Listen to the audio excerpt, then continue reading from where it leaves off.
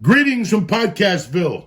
The Joint is brought to you by Stamps.com. Listen, this holiday season, since you can't go see grandma in person, you're going to be mailing a lot of shit instead. The post office isn't just going to be busy. It's going to set new records. You don't need the hassle. With Stamps.com, you can mail anything from the convenience of your own home. Plus, it saves you deep discounts you can't get at the post office. Stamps.com is tremendous. How long have I been doing a podcast? How long have I been selling stuff? My wife has been on Stamps.com. You pack it up, you put it by your mailbox, the mailman picks it up, no drama, no nothing. Your house becomes the post office, whatever the fuck. Anyway, do me a favor. Stamps.com brings the post office into the comfort of your home. Don't spend the middle of your holiday season at the post office this year. Sign up for Stamps.com instead. It's easy, it's simple, there's no risk, and with my code Joey, you get a special offer that includes a 4-week trial plus free postage and a digital scale. No long-term commitments or contracts. It's easy. Go to Stamps.com, click the microphone at the top of the homepage, and press in Joey. That's it. That's Stamps.com. Pressing Joey, and never, ever, ever go to the post office again. That's it. The church is also brought to you by Family, CBD Lion, Pride and Performance. From the gummy bears to the CBD infused kinesiolyl tape to the bat balls to the tincture. Listen, I live on CBD Lion. I'm an old man. I got pains and rattles. I put a piece of tape on before I go to the gym on my knees and my shoulders, and I'm tip-top motherfucking Magoo. Who else does this in the CBD world? Information. Everybody tells you they're selling CBD, but nobody gives you the information. Go to CBDLion.com right now and look at the third-party lab results for yourself. We're not messing around, so do me a favor. Go to CBD Lion and press in Joey and get 20% off delivered right to your fucking house. Every week the percentages change. I don't even know what they are no more. They just take good fucking care of you when you press in Joey. Go to CBDLion.com and go to Stamps.com to get the party started. Now, it's time for Uncle Joey's Joint, cocksuckers. Candles lit.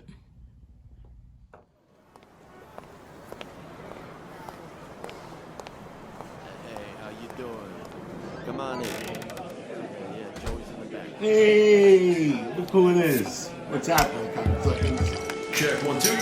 Welcome to Uncle Joey's Joint.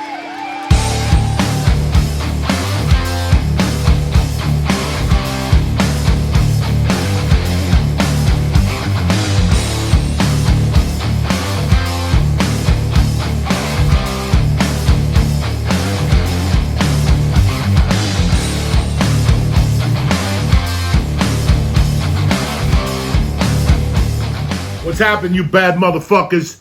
It's Wednesday the 28th of October. The month is almost fucking gone. We did it. We made it. Nobody's fucking dying.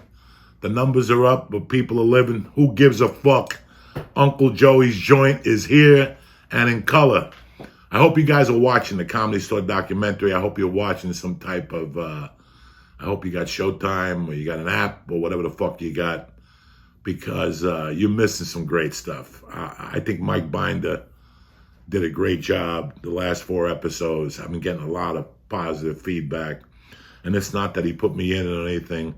It would have still been interesting, even not to see myself on there. But I don't know if you were watching it. There was one picture they showed after the Joe Rogan telling the story about, getting banned and whatever. They said that it really slowed down. And Jimmy Schubert goes, Diaz left, Joe left, and they show an SUV, a Cadillac, pull up, and it's me and Rogan in the Cadillac, and I have my red North Bergen fucking jacket on, which was given to me by the great legendary coach Vinny Ascleese up in North Bergen. I tell you, I got more calls from wearing that fucking jacket on that documentary than I've gotten from doing anything. Like my friends all called me and said, we're so fucking proud that you represented North Bergen. North Bergen was represented Saturday night at the UFC. My man Kevin Hawks, whatever. I don't know him. I didn't even know he was from North Bergen. I didn't even know he was fighting. I didn't even know there was a fucking MMA gym in North Bergen. I know Anaconda Jiu-Jitsu's up there. Julio Rodriguez's school, but I didn't know anything else is up there. So now I have to start looking when I go back up there. I don't go up there that much. But a bunch of buddies of mine called me and they were like, hey man, thank you for repping North Bergen. And we didn't know that Rogan and you had that much hair. I was like, you guys didn't know Rogan had hair? Like, they're like, we didn't know he had that much hair. What happened? But we get old. Times fucking move on. This is what happened. But that's how long I've known him. I did the math. That was New Year's 2001. Fear Factor was in full effect. Every year from like 2000 to 2006, we did, I don't know, even later than that, we did New Year's every fucking year. But they got to the point where we would just do the improv. And on Melrose, we would do the 8 o'clock, the 10 o'clock, bring in the fucking New Year at the Melrose Improv. And then we'd shoot over to the fucking Comedy Store and we'd close out the fucking night there, have a great time. You know, this is when it was it. I think the last big New Year's show we did was with Honey Honey and Doug Stanhope and Duncan and Ari. We did one at the Wiltern Theater. That was it. But every year, that was our thing. Was me, Ari, Duncan, Joe, Red Band. We'd do fucking New Year's, and then we'd take it over to the fucking store and go bananas up there. Holtzman would be up, who, thank God, they gave light in this documentary. Brian Holtzman, you know, over the years, there have been a lot of fucking things, and I'll break them down for you right now. I think one of the funniest stand-ups working is Bill Burr. I think Joe's up there, too. I think Dave Chappelle is up there. I think there's a lot of great comics working. But nobody, I think Bill Burr really has it to the full extent. As far as a wild man on stage, I mean, I have those qualities and I'm a storyteller and whatnot.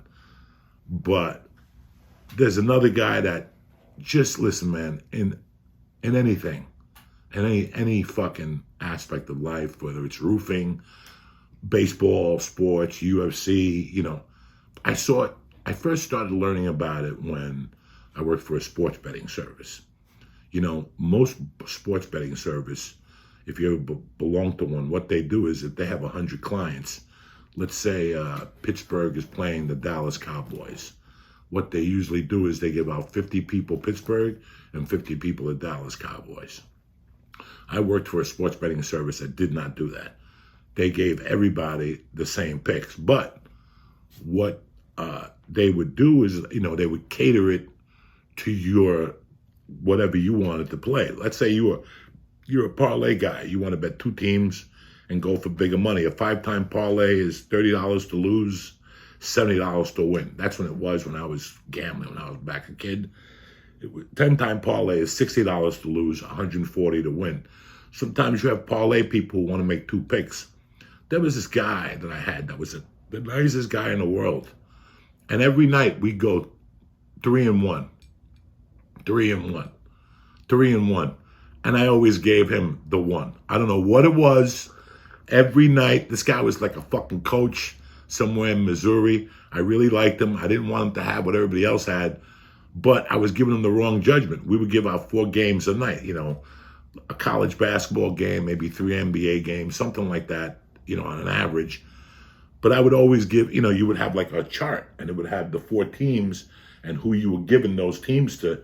If you go back at those charts, I always gave him the one that lost. He was a hell of a nice guy. He left me as a client. I would have left me too. I was giving him nothing but losers. But he just fell through the cracks. We were winning. We were actually fucking winning. I think the last year I worked there, I had a guy that was paying me out the ass. We were winning. We were doing really well. We went on a hot streak. When you go on a hot streak, everybody hears about it in gambling, and they jump on the bandwagon with you. But this poor guy, this poor coach, listen, he doesn't even matter. It's been fucking, 25 years since I worked on a sports betting service. That guy has moved on. I've moved on. But I still think about that guy. I applied him to life. that sometimes people just fall through the cracks. There's nothing you could do to control it. And Brian Holtzman, who they put on that portrait on this on the documentary this week, bro, that guy made us laugh for fucking years. That guy, Brian Holtzman, is one of the true funniest motherfuckers working. He just didn't have the fucking, he's a nut like me. He didn't have the fucking time to play the game or the patience to play the game. Sweetheart of a guy, killer up on stage. My favorite Brian Holtzman story is we put a fart machine in the fucking room while he was on stage one night. And the kid who had the fart machine kept putting it off when Brian Holtzman was trying to do his jokes. This is from if you're watching the documentary, they're telling you shit that, you guys, you cannot believe. I mean, I was at the Comedy Store in 97 when there was 8 people on a fucking Wednesday night. You think about all the gold and glitter and all the shit that was going on down there the last 7 years. Dog, before that, it was a rough fucking place. I know tons of comics that I can mention names that walked in there, looked at me and said, I don't know how the fuck you do this, and walked the fuck out of there. It was tough. It was tough that only a certain type of comic went down there. Not a lot of comics went down there. And the comics that did go down there were rough and tumble type guys. That was a rough fucking place. But Brian Holtzman at night would make that fucking place so much better, because after all the bumps, after everybody got bumped, after everybody left mad, Brian Holtzman was a trooper. In fact, it was Brian Holtzman who told me something one night. Somebody bumped us because they talked a lot about bumping on the documentary. Bumping is when you're about to go up at 11 o'clock and a star walks in and goes on stage, and now you got to sit there like a fucking mook galore. Want me to tell you something? I never got mad at that. I could look you guys straight into the face and tell you I never got mad at bumping, because I always knew that was part of the game. It's like when Christopher Moltisanti complained to Tony Soprano about always having to pick up dinner because he was a low man on the totem pole. And he's like, what are you worried about? Someday some kid's going to be buying you dinner. It's the same fucking concept. When you're at the Comedy Store and you're fucking green, bitch, you're going to go through a lot of suffering and a lot of mental fucking anguish. Whether or not, you're even good, whether you're getting bumped, it was always a surprise. You didn't know if Eddie Griffin was going to bump you, Diaz was going to bump you, Paul Mooney was going to bump you, Gary Shandling was going to bump you. You didn't know. It was the night of bumps. There was some nights those stars just came in and bumped themselves. Like there were nights where who went up last night? Fuck it. Eddie Griffin went up, Diaz went up, and Mooney closed it out till 2 a.m. Nobody went up.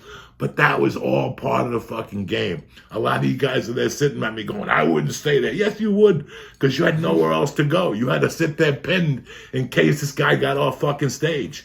You know how many nights I sat there and waited and couldn't do coke? Don't tell me, it's because you were doing coke. Couldn't do coke. I was going up on stage. How the fuck can I do coke? I could just walk around and talk to people and shit like that. But that's how I built my friendships with Ari and Joe and fucking Duncan and Red Band, was just sitting around waiting. You know how many comics would say, fuck you, I'm leaving? But it was Brian Holtzman who one night back there in 97, I'm like, I can't believe I'm waiting around for a 145 spot. And he's like, you don't want it? Go put it out. Go get a chalkboard and put out on the street, Joey doesn't want his 145 spot. Who wants to do it? See how many people will sign up for that fucking spot. So Brian Holtzman set me straight right fucking then and there. I mean, Brian Holtzman set me fucking straight. Like, listen, you just got to wait. That's part of the fucking game. That's part of becoming a comic. And you know what? By waiting, after a while, you don't even want to talk to people no more. You just want to watch that comic and learn. And for me, it was lucky because in my world, it was Paul Mooney who I had to follow. And TK, whatever his name was, and Dom Herrera, and Andrew. So by following those guys, it made me the comic who I am today. Joe Rogan always says that it killed me because a lot of people would give Joe shit, and a lot of people would give me shit. I still get shit about it. People say that's the funniest man walking around. And people go, no, he's not. It's Bill Burr. That's not how Joe meant it. Joe meant it in the sense of, listen, let me tell you something. Look what just happened in front of your eyes. Comedy Central went out of business, and Quibi went out of business. You haven't mentioned that. They haven't mentioned that about Quibi going out of business. Quibi was a Jeff Katzenberg or whatever fucking project where it was 10-minute shows and they would shoot 10-minute shows. Well, those motherfuckers went out of business. And it's like Tim Dillon said the other day. God bless Tim Dillon because he says it right. Quibi went out of business and all of us didn't have a job. You know, Comedy Central went out of business because America finally woke the fuck up. How the fuck were all these comics hiding and you were promoting all these other comics? You know, they were hiding Ari, they were hiding me, they were hiding tons of people that were exposed in the Joe Rogan podcast. So where was Comedy Central's fucking credibility? I mean, I'm not putting Comedy Central down. Listen, if it wasn't for Comedy Central with Ari Shaffir, this is not happening. I wouldn't be where I am. That show made me who I am today. It let me showcase my storytelling, and I went deep on there. And I didn't do it for Comedy Central. I went deep on there for my brother Ari, because I wasn't letting him the fuck down. You know, I didn't have a beef with Comedy Central, but they never thought about me for anything, so fuck them. I did that show and put my fucking soul on the line because of fucking Ari. But even after those things, people were like, who are all these comics that you don't show us? So what happened to Comedy Central was they kind of lost credibility, and Quib, instead of fucking looking at Comedy Central and going, we don't want to become them and hire all these fucking bums to fucking, because Quibi had just a bunch of brought up shows. I'm not here insulting anybody or putting anybody down, but they didn't go to any of us. They didn't go to Duncan. They didn't go to fucking Tim Dillon. They didn't go to Bert Kreischer. They didn't go to nobody. So what the fuck, right? Yeah. What the fuck? Whose fault is that? Because we're bad boys or whatever the fuck, because we're comics? But you went with the, you know, how many actors do you see on TV shows that the TV shows keep getting canceled and they keep bringing them back in another format? I don't know how many fucking shows they're going to give these people. But at the same time, Tim Dillon's sitting at home. Andrew Schultz is sitting at home. Makes you got to fucking wonder, like, what the fuck are these people doing at Quibi? How can Andrew Schultz be at home? How wasn't Andrew Schultz the fucking lead show on Quibi? I'm not even talking about Joey Diaz here. I'm old. I'm out of it. You know, whatever. I got white hair. I do drugs. Whatever the fuck you want to say. Forget me. What about fucking Annie Lederman? Where was her Quibi fucking show? Where was Andrew Schultz's Quibi fucking show? Where was Tim Dillon's Quibi fucking show? Nah, why would they go with people who are doing things? Let's pick up the same fucking stiffs that have been on TV for 20 years boring you to fucking death. Like, then you complain about Netflix, you know. This is what happens. You don't go with the people who are going to take you to the fucking promised land. You went with the same people who are breaking TVs for the last 20 years. 20 years they've been breaking TVs. That's who Quibi decided to get into business with. 20 years of fucking bad television. Let's get back on the boat with these fucking idiots and show you bad TV for 10 minutes. That's what I need. 10 different TV, 10-minute fucking shows that are bad. For love of fucking Pete. I'm sorry I'm going off today, but it's true. You know, I'm sitting here. I'm out of the game. I'm out of the game. I'm on the fucking sidelines. I'm on one of these guys. LA is where the game is at, all this shit. I'm done.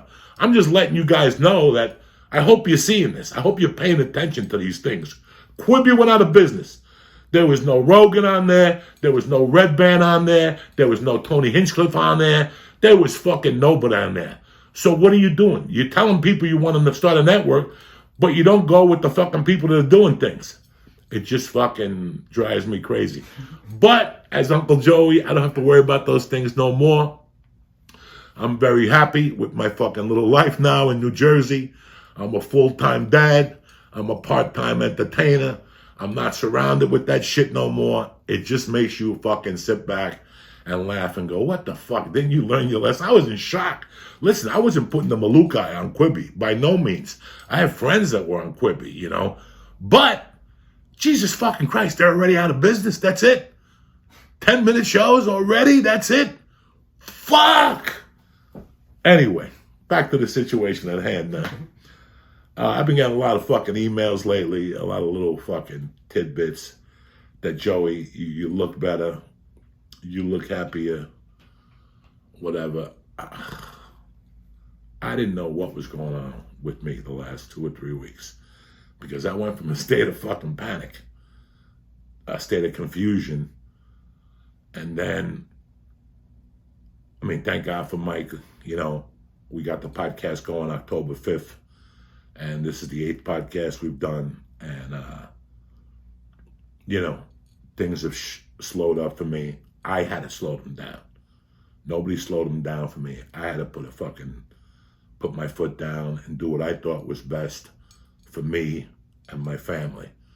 I took care of my family. I focused on my family, getting them out of LA, getting a house in Jersey, you know, getting her in school. She's in school 4 days a week. She's at the after school program. She plays with fucking kids on the street. She's fucking happy. My wife is fucking very happy. You know, she's got friends. She's got a life. Friday night we went out with friends, and on the way home I go, "Where's your other friend? Give her a call." And she goes, "You know, I might as well." And my wife ended up going out for a drink with her. You know, some outdoor thing, just until like 10 or 11 o'clock. I feel very happy for my daughter and my wife. But I didn't know what I was feeling. I know I didn't need to climb up in the daytime no more. I know that I'm not confused anymore. But then I started feeling this other fucking thing coming on like the last 3 weeks. It wasn't confusion. It wasn't anxious. It wasn't anger. It had nothing to do with that. It was just like something just wasn't right. You know, something just wasn't right. I was having a good time with Mike. I'm having a good time going down to Uncle Vinny's on Wednesday nights. You know, it's like I tell people, it's the most I could do for right now. I had to do this step by step and, you know, just, I can't keep looking at this. How beautiful is this? Oh my God, look at this. Can you imagine sticking this up your ass? What type of party you have? Use that as a suppository. See how high you are. Forget the fucking edibles I did on Friday night. I was fucked up Friday night. Thank you for watching that tape. I was fucked up because Fridays I got nothing to do. I got nothing to do on Friday. I'm done for the week. I'm sitting here waiting for my daughter to come home. Usually sometimes I go up north, but it was rainy. Something was going down. So Friday I had nothing to do. My friend was coming down anyway. We were going out to dinner. So when I met them, I gave them an edible. They were like, "Where's that edible you were talking about?" So we're not even talking about the 100 milligrams. I'm not even eating the ABX no more. I still got a ton of ABX. I'm saving those for, my tolerance has gone down. So these Pro Tabs are just 25 milligrams. The last time I ate an ABX, I fell asleep at Jimmy Florentine's house during Sunday football. So, and I still love you guys. I still got a ton of ABX. I love the fucking product. It's still great. I'm just fucking too old for an ABX right now. It'll kill me. So I've been just dealing with these little Pro Tabs just to take them, you know, and be able to just be social, you know. So I ate like 2 at like 4 in the afternoon just to get the blood going. And then I fucking met my friends for dinner with my wife and my daughter. And they asked me before we left what happened to that thing. So when I put fucking a couple in their hands, I popped 2 more. Now I'm running at 100 milligrams, which is usually nothing for Uncle Joey. Then I come home and I popped 2 more at like 8. I was bored. I was upstairs with my wife. I had to answer all this stuff. We were watching some fucking movie or something. And then I started doing my sleep aids. And that's completely different. That's a completely different territory. Because my sleep aids are all like 2 milligram shit. So let's say I take 5 pills. Yeah, it's 2 milligrams, but it still adds up to 10. You know what I'm saying? Let's say I put 2 Kikamos under my fucking tongue, the subliminal. It's 2 fucking things, but it's still 4 milligrams. And then when I make the tea, you know how many nights I've fallen asleep with the tea on my lap? You have no idea. Getting back to what Joe Rogan says, that I'm the funniest guy in the world. It's not on stage. It's the shit that I do off stage, the little remarks I make, and the shit that happens to me that I don't remember to tell you guys. You know how many nights? All right, so one night I spilled the tea. One night I actually fell asleep with the fucking tea. Once I drink the tea, that's the nightcap right there. So like last night I didn't take no edibles. It was Monday. Who takes an edible on a Monday? What type of animal? I used to eat them on Mondays when I lived back in LA. But since I've been here, I don't need to take them on a Monday. I got too much on my plate on Mondays, Tuesdays, Wednesdays, and Thursdays. I got too much on my plate. Last night, I didn't take any edibles. Last night, I put fucking maybe 3 things under my tongue. And I ate maybe 3 of the fucking pills. And I drank the tea at like maybe 10 to 10. I was done with my night last night. And guys, I remember walking upstairs at 10, like last night was one of the rare nights I didn't fall asleep on the couch. I mean, I usually do for like 10 minutes and then I catch myself, but usually I fall asleep fucking watching TV at night. And I fall asleep as soon as I finish that tea. Some nights I just sip one thing of the tea and I fucking go to, the other night I woke up in the middle of the night, the tea was next to me. I had taken 2 sips, it was freezing now. I'm waking, I got up, I'm like, what the fuck is this? But the tea puts me the fuck up. But sometimes all those edibles add up. And fucking Friday night, I got fucked up. I haven't been that fucked up in like a couple weeks, Jack. I made a fucking tape on YouTube. I don't know what the fuck I was talking about. I tried to watch the tape the other day. I passed out that night. And I woke up. And I had to warm up a fucking meal. That's how fucking hungry I was. At about 3 o'clock, I had a whole Chinese festival going up in my living room because my wife had gotten Chinese food earlier that day. She goes, we'll save it tomorrow for lunch. Fuck you. It wasn't a lot. I tore into 3 little wontons in a soup. They got good wonton soup in my neighborhood. Good wonton soup. And I had a white rice, a little bit of white rice. And she had Szechuan beef. So I ate a bunch of the spicy shredded beef at 2 in the morning, 3 in the morning. I fucking woke up the next day, it was a piece of rice in my sleep apnea mask. Just one single piece of rice. I looked at it, I'm like, what the fuck? Where the fuck is my life going? This is the shit you people need to see. I'm going to start making a video for you guys. What's in Uncle Joey's sleep apnea mask this morning? When I go off on munchies, I remember one day I woke up and there was pieces of fucking popcorn everywhere. I must have been eating that fucking, my daughter's cheese popcorn or some shit. I don't even know half the shit. Like for a while there during the pandemic, in March and April, ooh, lordy. I was going deep with those ABXs. When the fucking pandemic first hit, I gained 16 fucking pounds the first month because I was getting so fucking high. My anxiety was so high off the charts. I was eating close to 600 milligrams a night, and I ain't fucking kidding you. When I ain't fucking kidding you, you could get Lee on the fucking phone. We were popping those things. I know I was. He would laugh at me. I don't know how you do it. I got to do it. My insides were on fucking fire. So I was waking up in the middle every fucking night. I would munch out. And that's the only negative to the edibles. Because I could smoke dope all day and not eat one fucking thing. I've only had oatmeal today. I smoked 2 joints this morning early. And I had oatmeal, no toast, no nothing. For lunch, I have a protein shake, maybe something a little later. And then for dinner, whatever. So, yeah, reefer doesn't affect my fucking appetite. Edibles make me go fucking bananas. I mean, to the point where it's not good. It's scary. Like the cheese is gone, the ham is gone, chips are gone. You know, I don't drink soda. Thank God I don't eat cake or cookies, nothing like that. I just eat fucking food. Thank fucking God, man. But last night was a very weird night because I went to bed early. You know, like 10:30, quarter to 11, it had to be when I went to fucking bed. And I woke up like at 4:30. I didn't have to pee or anything. I just woke up. I laid there for about 7-8 minutes. And I was like, man, maybe I'll just get up, go downstairs, write a little bit, maybe take 2 more droplets of the CBD, maybe 2 more droplets of the Kikimo tincture, and I'll go back to bed. But I go, fuck, I got to do the podcast early. I got to get up. I don't want to be fucking sleepy for Mike or fucked up for Mike. You know, I want to be as good as I could be on these things. So I said, fuck it. I'll just try to fall back to sleep on my own. And I got comfortable or whatever, and I laid down, and it wasn't happening. And my mind started thinking about stuff, you know, like that's the natural. I didn't want to get up. And something hit me. Something hit me that hadn't hit me in a long time. That feeling I had, that little feeling I've been having the last maybe 2 weeks, because I tell you, this goes on in like 2-week increments, you know, like for the last 8 weeks, I felt different. The last 2 weeks, you know, So when from August 19th to September 1st, I moved into my house, I had a weird feeling. And then from September 1st to maybe the 15th, it took me that long to get rid of that full-time anxiety.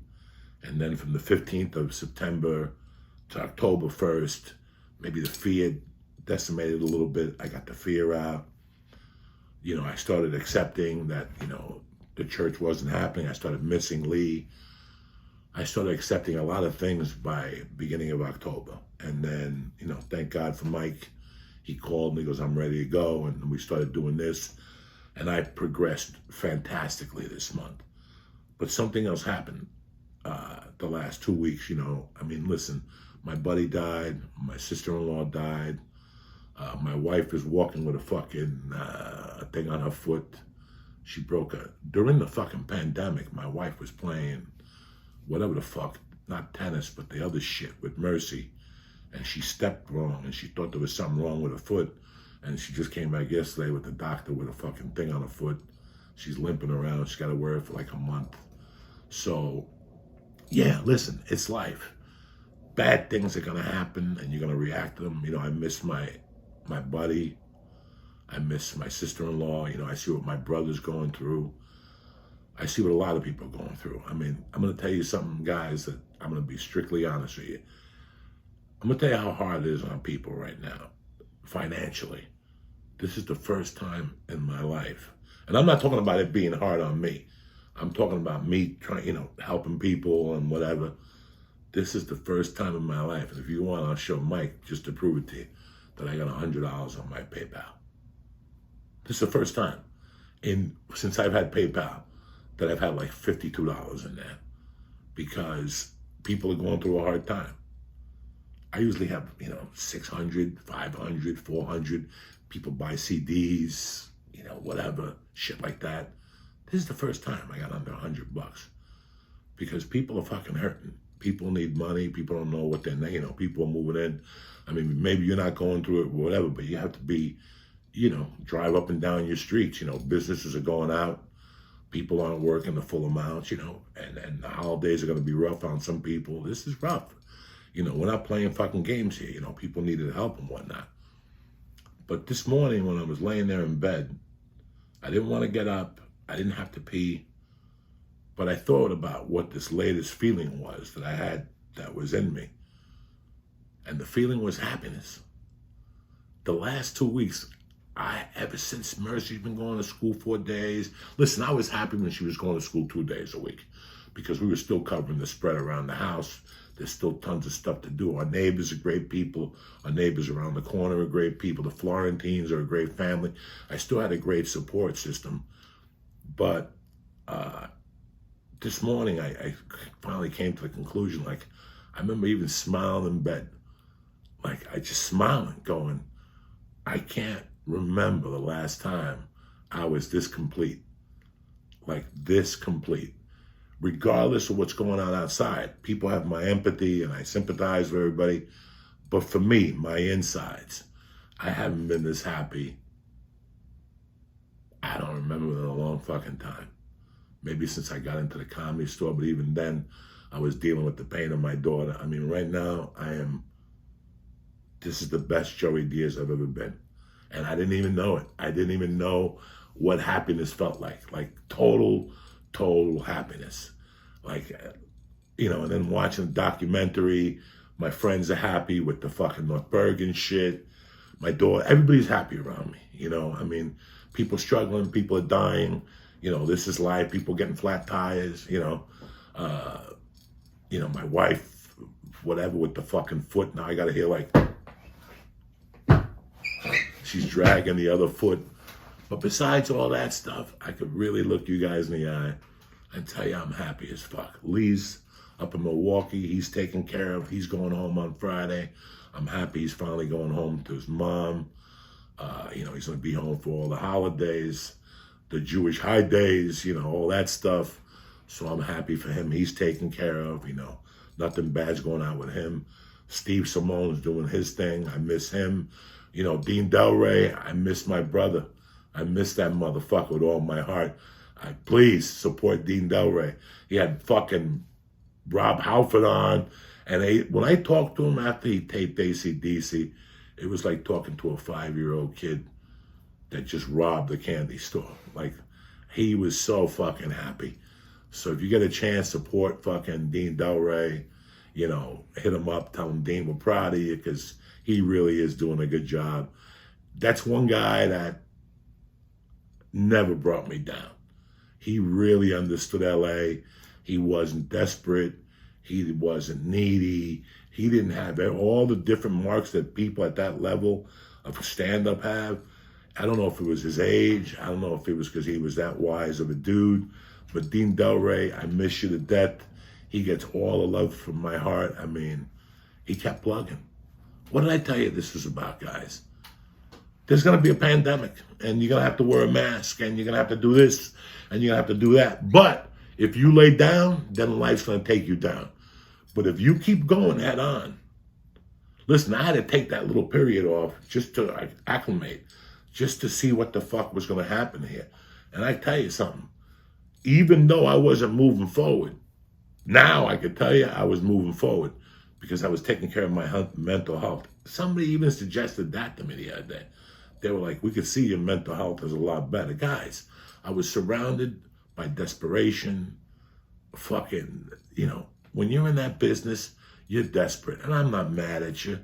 I'm sure I was desperate the first year I was there also. But when you see people in these desperate positions, what really shocked me, what I've stepped away from, was desperation and greed. I've stepped away from all that. The desperation and greed I saw the last 6 or 7 years in LA was fucking disgusting. And it manifested up on top and it ran down. So the agents were greedy, the fucking client list was greedy, and they all got one that lost their fucking minds. And I tell you, you know, happiness, you can't buy happiness. What I have in my stomach right now, beside fat and a fucked up liver and a kidney and God knows what else, you know, pubic hairs are settling down there. Who the fuck knows? But what else I have in my stomach is I can look you guys straight in the face and tell you, I haven't been this happy in a long time. I didn't even know how happiness manifested itself. I didn't even know. I had no idea because I haven't felt it in so long. For years, nothing was right. For years, I felt like I could never reach this point where nothing was right. This isn't about money or TV shows or back end this is just about life right now. Me being in this house, me just living. Like, I'm not doing much. I'm doing stand-up once a week, and that's all you're probably going to get out of me for a while. I'm not looking to do a lot of fucking things right now. I'm looking to get healthy. I've been writing some stand-up. I have been writing in the book. I'm trying, you know. So that tells me also of my fucking progress, because I couldn't write any fucking jokes, man. I'm writing jokes again. They're not fucking Bill Burr type fucking jokes or Dave Chappelle type jokes, but I'm writing. And little steps become big steps the more I keep fucking doing it. But happiness is something that I haven't fucking, you know, you get temporary happiness. Somebody licks your balls, fucking, you get a TV show, you know, you fucking have a great weekend at a comedy club, you know, somebody tells you had a funny joke. Those are just like temporary moments of happiness in what's going on in your reality.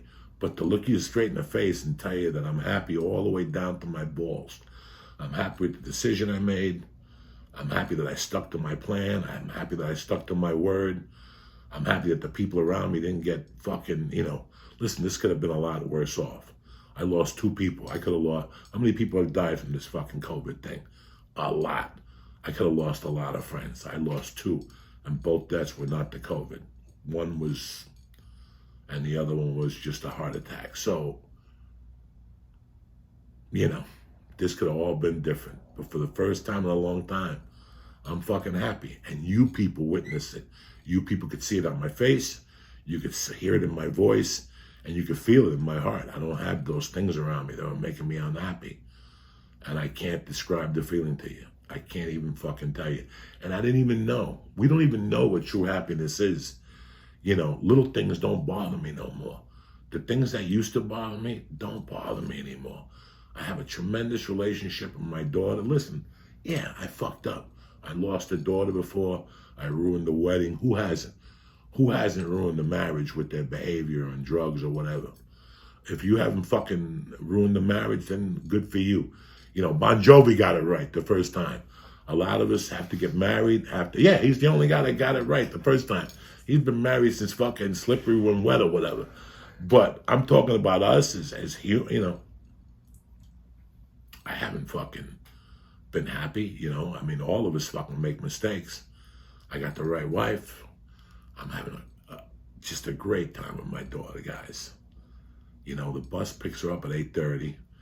We all, like, I get up at like 7. You know, we all do our own little things in the morning. But then we all huddle up before she goes to school. And we talk, and she tells me about her day and what her plans are going to be and who she's going to see. Today she was talking to me, and she goes, oh, hold on one second. And she ran, and she came back and put a little Dodger hat on. She's getting ready for the Dodgers tonight and shit. So, you know, things are good, man. It's not about fucking being in movies. It's not about being on the fucking road. It's not about driving a Mercedes-Benz. If you're not generally happy, this shit ain't going to work. Listen, for the most part, in LA, I was about 60% there.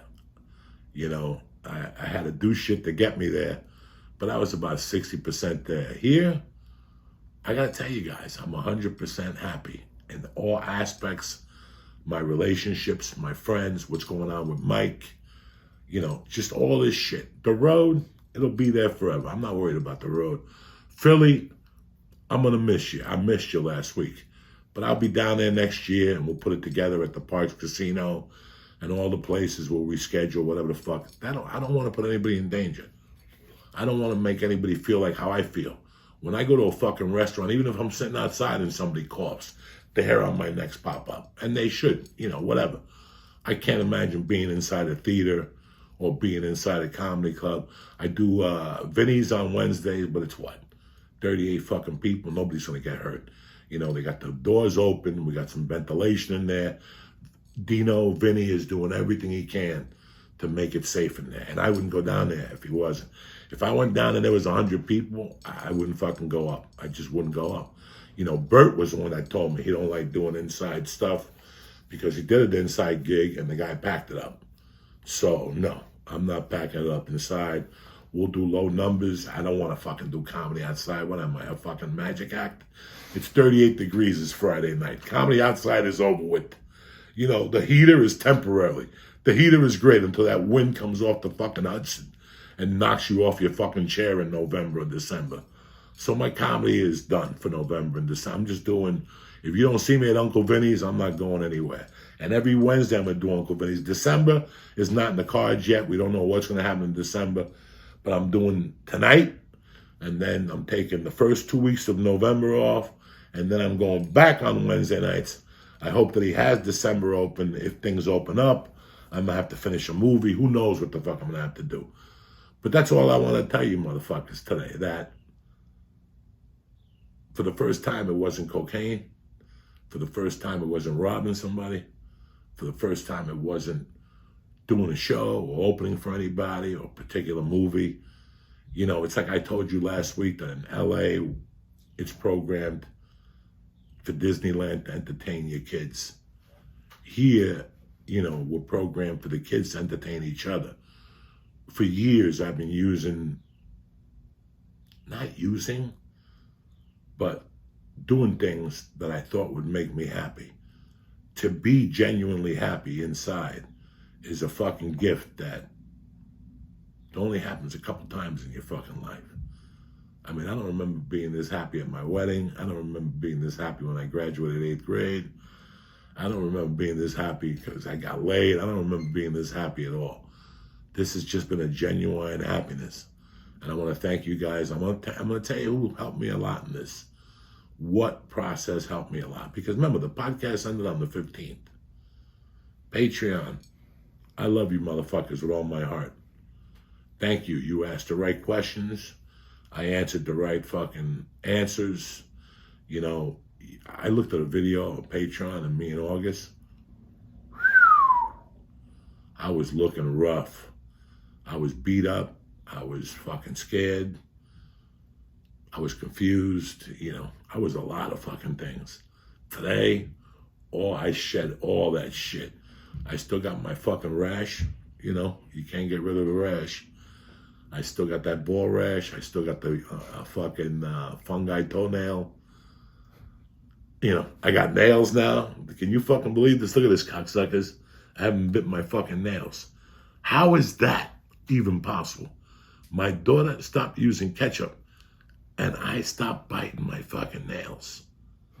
Can you believe this? I stopped biting my nails. What the fuck possesses a person that's been biting his nail for 50 fucking years to stop biting his fucking nails? This has just been a tremendous fucking thing for me. So I thank you, and I want you to know that I made the right move. And I want you to know that I felt the support you gave me when I was moving, and the kind emails and the kind messages, and for watching my videos. I'm also fucking proud of you motherfuckers that said, Joey, go the fuck away. You're too old. You're this, you're that. I just want honesty out of you people. I keep looking at this thing going, Jesus Christ. This looks like a living tiramisu. Look at this. Only tiramisu could bring you this much fucking happiness. I don't even know what type of weed this is. I don't even know. I don't want to say because it might be the wrong weed, but I can't wait till after the podcast. You know what I'm saying? And that's it, and that's that. We go through all these fucking feelings, and when we get the right ones, we don't even recognize that they're there. Like when we get the right feelings, we don't even. I don't even know what that feeling is. I must be having anxiety. No, and that's why a couple weeks ago I just said, fuck with the anxiety medication. Fuck all this shit. I'm going to bring myself to life on my own. I can't keep depending on this anxiety medication. My sister was like, when you feel it in the afternoon, just take a half. And no, fuck that shit. See, I got caught up in that bullshit. People have been dealing with anxiety since the beginning of fucking life. Breathing through their fucking nose, riding your bike, lifting weights. I'm going to do it the same way. And look, this is the fucking result. I'm still an ugly motherfucker. I'm still getting older. But you know what, man? There's nothing like fucking bringing up your own energy. Haven't gone to acupuncture in a while. I haven't even found an acupuncturist here in LA and New Jersey. My friend says he's got a Chinese one for me. I'm ready to go. Speaking of Chinese people, I want to give a shout out to a Chinese dude who works at the mail. He's a mailman with my little brother, Guy Tabasco, in Secaucus, New Jersey. Guy Tabasco always tells me about this little mailman. He works with a Chinese dude that's a fan of the podcast. And while I remember here, I just want to let you know I love Guy with all my heart. But I want to give a shout out to the Chinese mailman because he's always telling Guy shit about that I say on the podcast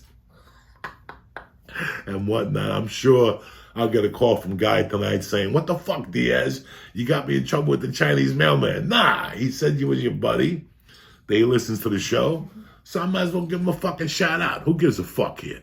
It's Wednesday, motherfuckers. It's September 28th. We're coming up on Halloween. Guess what else I'm doing? I'm going to a Halloween fucking party. I'm dressing up. I don't know. You got to dress up by the fucking first initial of your name. So that means Joker. I'm going to go as a jerk off. I think I'm going to paint myself as a dick with like fucking sperm on my neck. I don't fucking know. What else begins with J? Jerk off, Joker, Jamoke. Maybe I could just be a fucking Jamoke. I don't fucking know. Maybe I'll just go as Jose. That's what I think I was going to go. Put like a little mustache in and get like a little hat with some motherfucking maracas and shit and walk in there and just talk Spanish to people. I was thinking about that. Listen, it's Halloween. When was the last time I dressed up for Halloween? Hold on, Joey. You want a Halloween mask? Put cellophane on your face. You ever see the Sanford and Son when Aunt Esther comes home with the cellophane? She goes, Aunt Esther, I even got something for you. And he gave her a little ball of saran wrap. She opened it up. She's like, Fred, what's this? He goes, that's your Halloween mask. Put it on. We still got it, cocksuckers. It's Wednesday, the 28th. Halloween's coming. That's it, and that's that. I just want to check in with you motherfuckers on a Wednesday morning. Let you know I'm doing fine. Let you know it fucking worked. And let you know I'm grateful for you motherfuckers for giving me a chance and for sticking it out with me. Today we broke the third wall. We introduced Mike. You know, Mike's laughing on here and shit. And little by little, we're going to start zooming guests in. And we're going to get this up and running how you want it. I'm fucking glad I didn't start it in that bar, because we found out something about the bar the other night. The other night we had company, and we came downstairs and we were just talking shit. And I had my computer on, you know, where the computer sits downstairs. The TV was on, and my wife put the heater on, and the power went out. How about that? That's the first siren you've heard in 8 episodes. Remember in LA, you heard fucking sirens every fucking day? That's the first siren that we've heard in the fucking month here. I haven't heard a helicopter. I'm getting PTSD from not hearing fucking helicopters in LA. That's how good it's been here. But I don't even know what the fuck I was saying. It's time to smoke this weed. This fucking reefer has broken my fucking focus today. Thank God I took fucking Alpha Brain this morning. I gotta thank them too, because I gotta be honest with you guys. Let me tell you what my logic was. My head and my heart was so fucked up before I left LA. I thought that doing the Alpha Brain would fucking work against me and make me get all fucked up. So thank God I stayed off the Alpha Brain until I moved into the house. Like, I gave it 10 days. So I started my cycle of Alpha Brain like September 10th, around there. I think it was a Monday. And here we are today, not even a month later. And I'm thinking clearer. I'm sharper. You know what I'm saying? This ain't no fucking make-believe shit. My new mood at night, that helps me lay down, relax a little bit more. You see him, you can tell I'm a little more relaxed. I'm not agitated. I'm not giving Onnit a fucking push here. I'm just telling you the things I did to get to where I am today. It was just a couple of things, but I knew getting out of LA was one of them. Maybe right now you're feeling a little weird about your situation and stuff, and you don't see things happening. I would have left LA 5 years ago, but I knew the haul across the country I didn't even want to think about doing it. But once I did it, and once we got out of the way, the cats are fine, my family's fine, I'm fine. Some stuff got broken, some stuff got lost. Who gives a fuck? Everybody's happiness is back. And that was the main purpose of this fucking trip. We just weren't happy no more. You have to accept it sometimes, man, that sometimes you're just not happy. Whether it's in a marriage, it could be a fucking job that you have.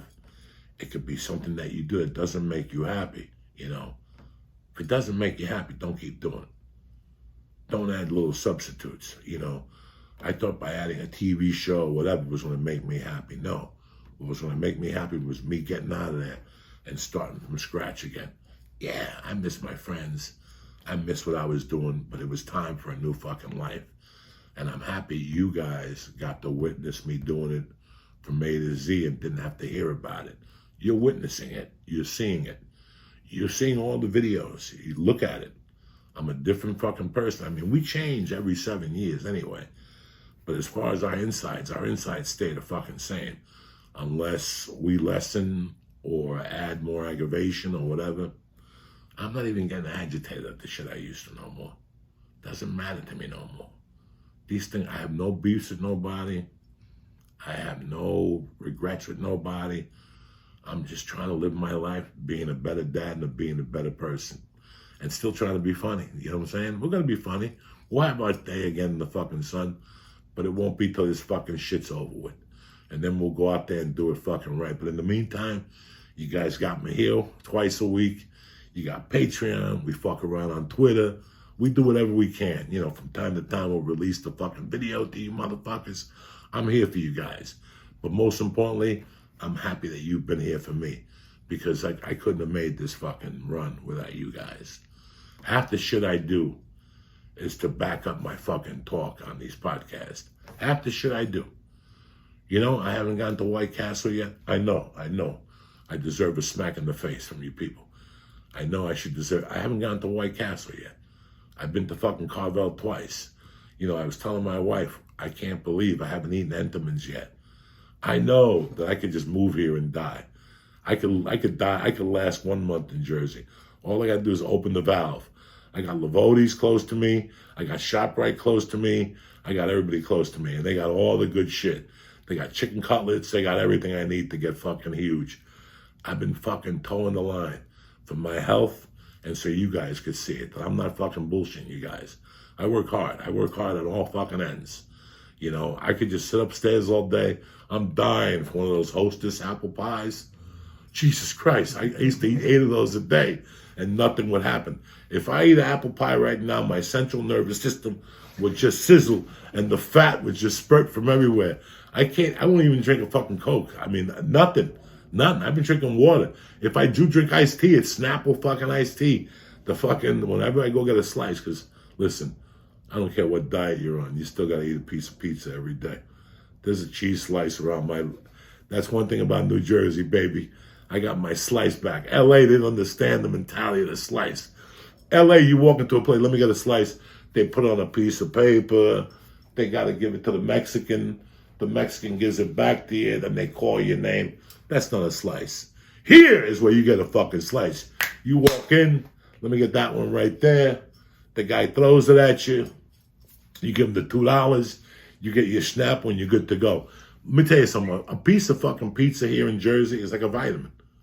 It's like taking a vitamin. If you don't eat your pizza in Jersey, you didn't take your fucking vitamins today. And I haven't gone overboard. I haven't had no shrimp parmesan, no chicken parmesan. Just a slice. Remember, a slice is like going to a fucking therapist. Just one slice. I grew up on a slice every day. All of a sudden, you put me out there with these fucking granola eaters, and they don't know how to sell a slice of fucking pizza. Here, I just go around the corner, walk in. How you doing? What's going on? Vote for me. Give me a slice. Fucking the other day, I went to Vintage Records, whatever, vinyl vintage over in Woodbridge. That's part of the fucking journey. You got a place next door, some little Mexicans. I think they got one Italian hidden in the back, tied up. He just gave him the recipe. He just goes in and takes a nap. Them Mexicans are spitting out fucking slices that were fucking tremendous. So if you ever go to Vintage Vinyl in Woodbridge, like 3 doors down, they got a pizza parlor. Nice. Not the best. I'm not saying, oh, bro, I can't find a fucking slice of pizza.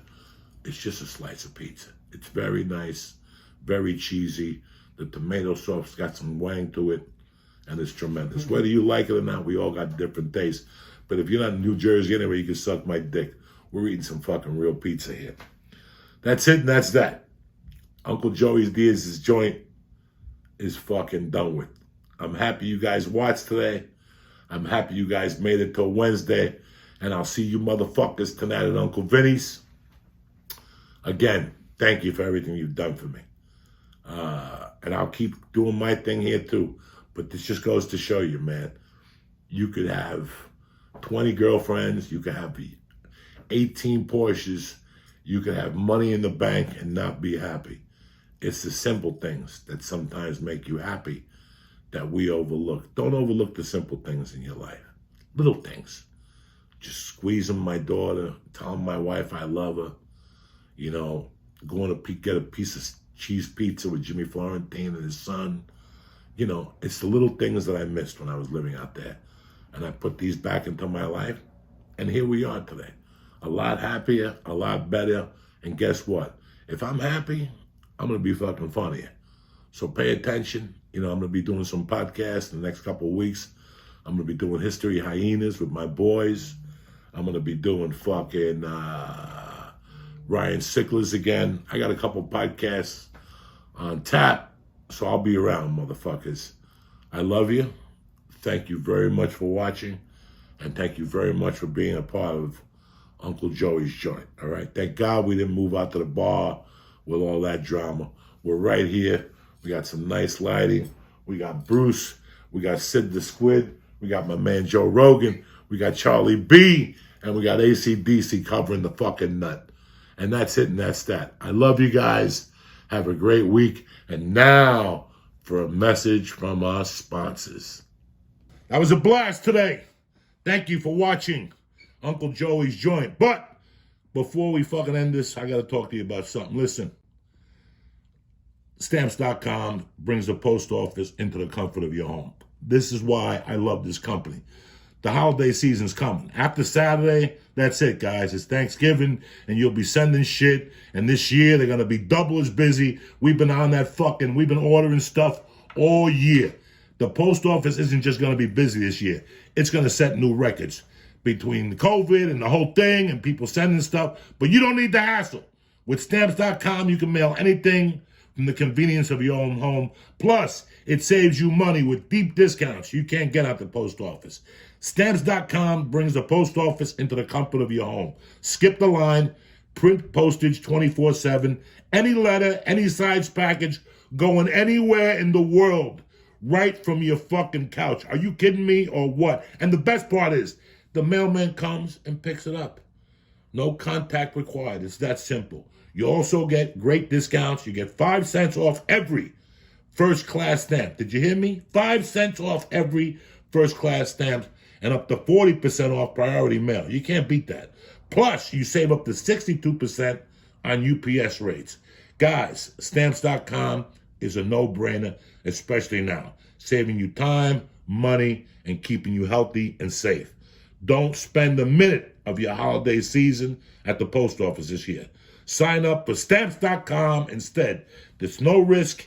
Use my code JOEY, Joey, and you get a special offer that includes a 4-week trial, plus free postage and a digital scale. No long-term commitments or contracts. It's easy. Go to Stamps.com, click the microphone at the top of the homepage, and press Joey. That's Stamps.com, press in Joey. Never go to the post office again. The joint is also brought to you by CBD Lion. Like I told you at the beginning, I'm an old man. I live on this stuff. When I go to the gym, I put tapes on. At night before I go to sleep, I pop 2 gummies. After the shower, I rub the cream lotion on my knees and on my calves. As a moisturizer, I put it on my face. The tincture to go to sleep at night. They have high levels of CBD. CBD Lion has it all for you. You can't come at me with a fucking story when it comes to CBD Lion because they pride in performance. Go to CBDLion.com right now. Read. Learn about CBD, CBN, how it works with your body type. CBD Lion has all this information for you. This is not some fucking high school fucking dropout on the corner at the liquor store. This is fucking science. Go to CBDLion.com right now. Go to the webpage. Try the gummies, the tropical ones, the raspberry ones. Try a bath ball. You will not be sorry. Press in code JOEY and get 20% off delivered right to your fucking house. Okay? You can't fucking lose. CBD Lion, the winter's coming. Bones are going to be cracking. You're going to need this more than ever. Go to CBDLion.com right now. Press in Joey and get 10% off your order. I don't even know what it is. We're just switching as we go along. I want to thank CBDLion.com one more time. And I want to thank Stamps.com. Plus, I want to thank you guys for fucking being here and watching the show on Mondays and Wednesdays. Have a great weekend. We'll see you next week. Who's better than you?